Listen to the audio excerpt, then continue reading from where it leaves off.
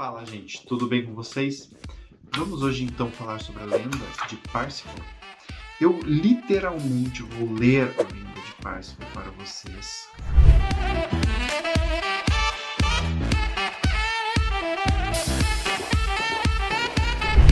O rei do Grau foi ferido.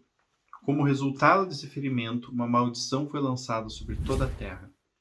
O principal tema da aventura do Grau é a existência de uma terra que se tornou devastada e deve ser novamente trazida à vida.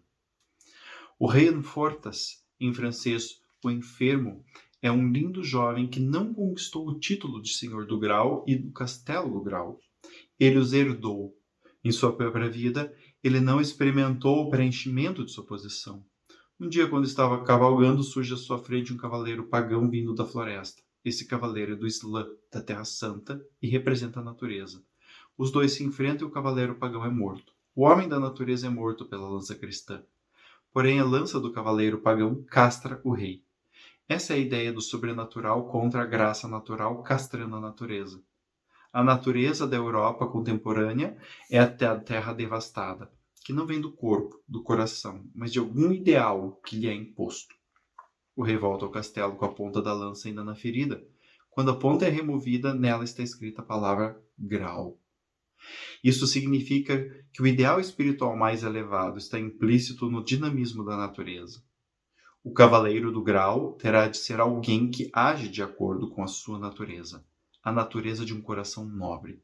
O cavaleiro que é candidato a isto não o sabe. É Parsifal. O pai de Parsifal era um cavaleiro andante de nome Garmuret, um cavaleiro cristão que foi para a Terra Santa e lá serviu o califa de Bagdá. É morto, deixando uma rainha que espera um filho seu. Parsifal nasce herdando o caráter do pai. Era um jovem magnífico. Aos 15 anos de idade, indo para o campo, atira uma lança e mata um pássaro. Fica surpreso e lamenta o que fez. Neste momento, passa um cavaleiro. Era o primeiro cavaleiro que Parsifal jamais vira. Logo ele vê passar outros 3 cavaleiros que perguntam: "Você viu um cavaleiro passar por aqui?" Parsifal ajoelha-se pensando que são anjos.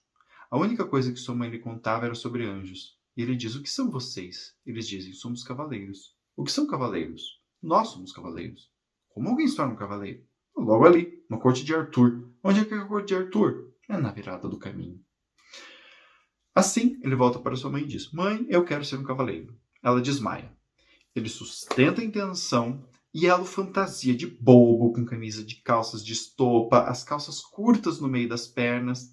E esse menino lindo, vestido de modo absurdo, monta no cavalo da fazenda com a sua aljava de lanças e sai trotando pela estrada. Ao aproximar-se da corte de Arthur, vê sair dela um cavaleiro de armadura vermelha com um cálice dourado na mão. Ele cavalga para o pátio. Parsifal entra na corte e compreende o que está acontecendo.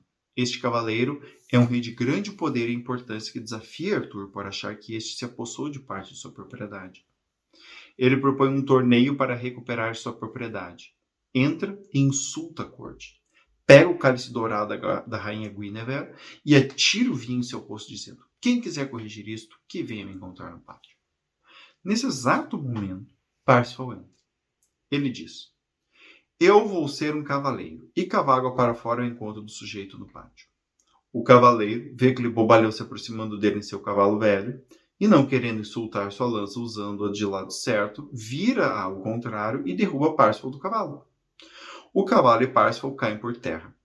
Parsifal pega sua lança e atira direto através da viseira no olho do rei.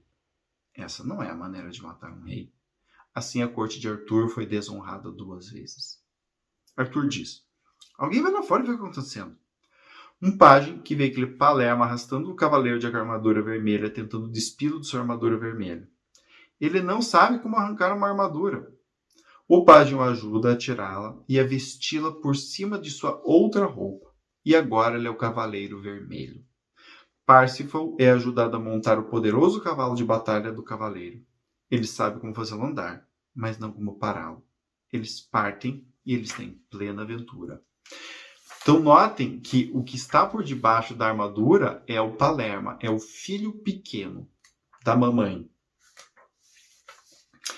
E até aqui a gente tem essa parte da história onde ele é extremamente imaturo, ele é extremamente impulsivo, ele bate o olho nos caras, acha que são anjos, os caras dizem que não era anjo, que era cavaleiro, quero ser cavaleiro também, né? E sai.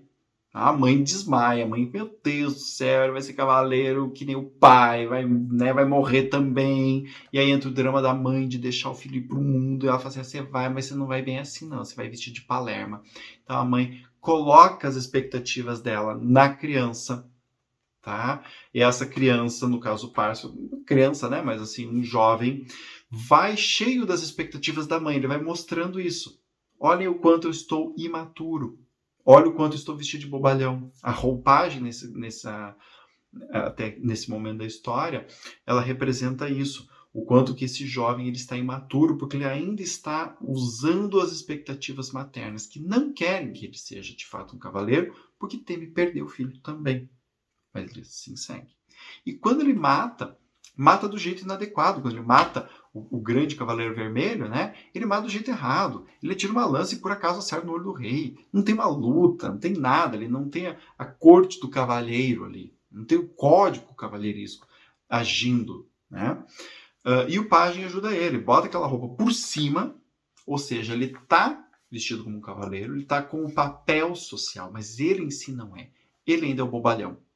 Que graças a Deus tem uma roupagem ali por de cima, protegendo ele de perceberem, né, das pessoas perceberem que ele é esse bobalhão. E ele monta o cavalo. E o cavalo ele sabe montar, mas ele não sabe domar. E o cavalo aqui representa esta força, né? Esta energia que vai, só que se você não sabe controlar, você não sabe onde você vai parar. No imaginário medieval, o cavaleiro representa o dinamismo da natureza. O cavaleiro representa o controle do cavalo. Bem, esse sujeito está fora de controle.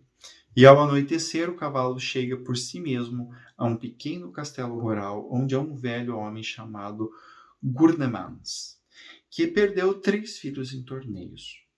Ele tem também uma filha jovenzinha. Quem se avizinha da porta?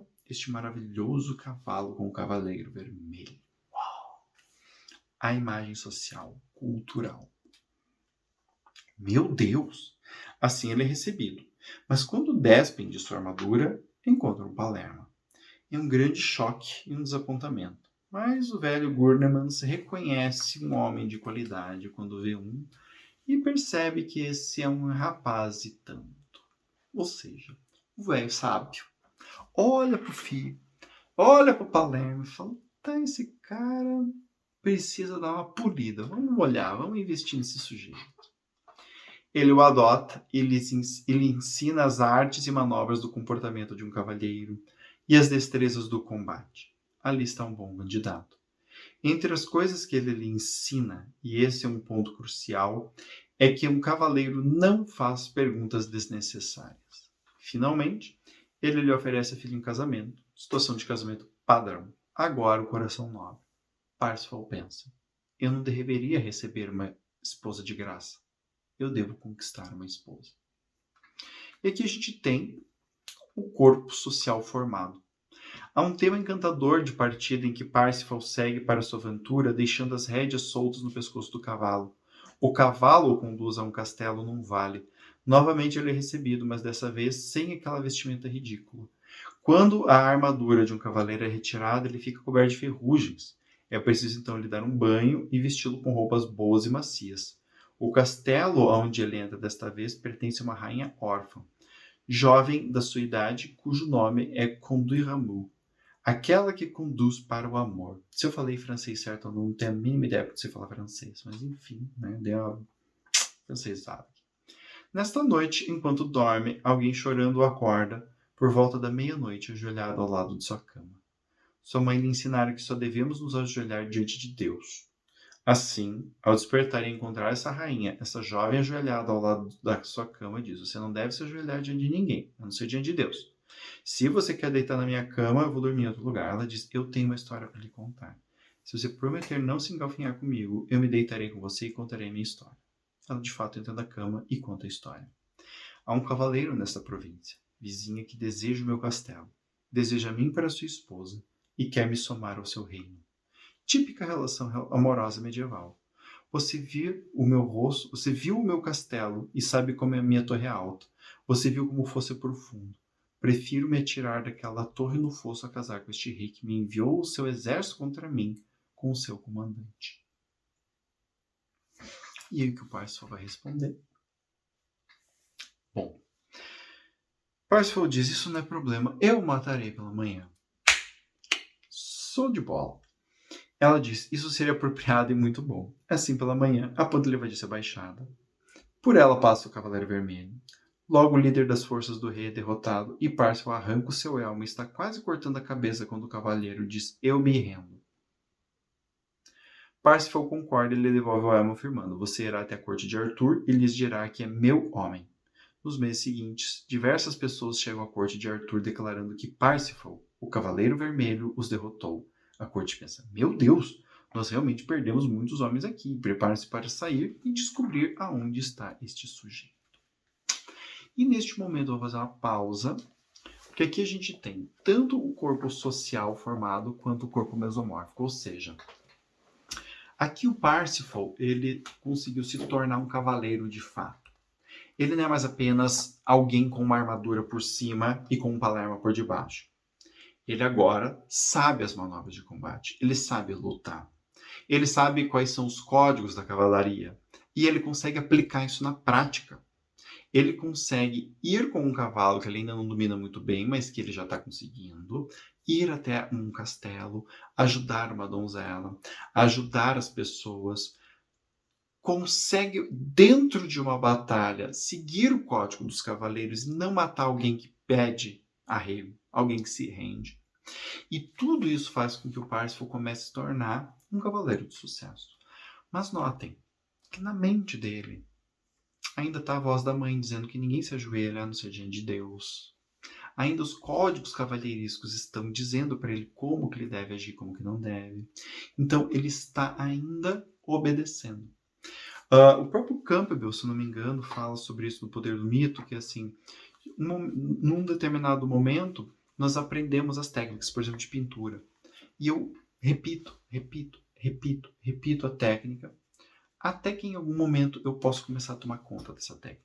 Aí sou eu me apropriando da técnica. Então existe um momento em que a gente repete, para a gente se apropriar de algo. A gente só consegue abrir mão de algo que a gente se apropriou. A gente não consegue desapegar de algo que a gente não estava apegado antes. A gente não consegue mudar um comportamento qual a gente nunca aprendeu. A ideia de desconstrução social. Eu só posso desconstruir algo que eu sou, algo que eu ajo. Senão não tem como desconstruir. Então, esta ideia inicial, aqui o cavaleiro está sendo formado. Aqui ele está criando quem ele é. E aqui ele está formado. Quando ele consegue mandar este rei inimigo para a corte do Arthur e depois manda vários outros. Aqui ele se torna um cavaleiro de fato. E esse é o ponto da história em que vão começar as viradas. Mas isto é para o próximo vídeo. Espero vocês lá.